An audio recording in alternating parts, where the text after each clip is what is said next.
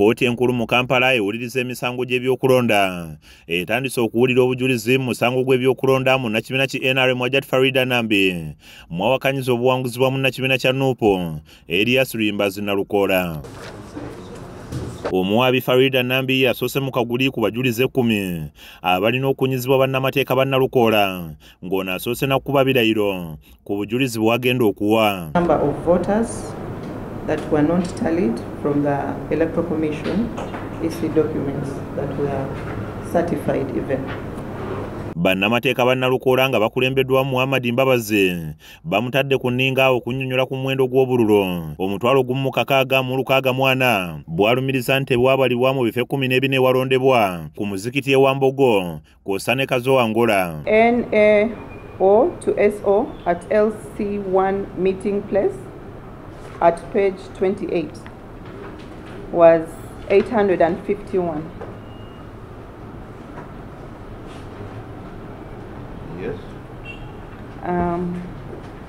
On the same page 28, Kazangola SP to Z at LC1 office, the total number of voters was 1,002.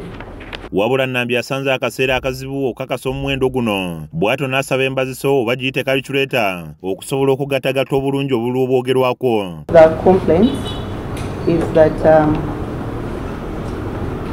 results from 14 polling stations, including mine as a candidate, were not returned.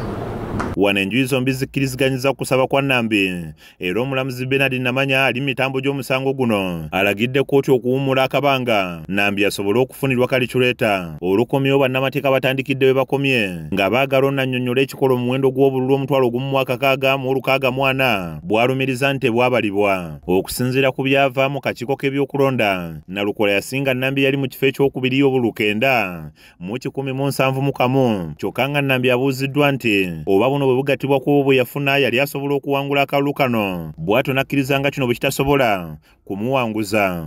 Add that to the number of votes they got, assuming you got all of them, they voted for you. What would you get? It's on page 30 of that tally. You add what? 2396, which is 14.4%. What a turnout. What do you get? 11,454, my lord. Kyokka alumiriza ebifo olugye butaabalibwa bwe yalina essuubi ery'amaanyi ng'agamba nti yali awangudde ebitundu ebisinga obungi mu bifo bino. Samuel Muyizi nga y'omu ku bannamateeka ba Nalukoola asabye kkooti okugoba obujulizi bwa Nambi nga balumiriza nti tebalina bukakafu ng'ebisinga byamugambwa bugambwa. Tugisabye kkooti ku ssaawa eno nti obujulizi bwonna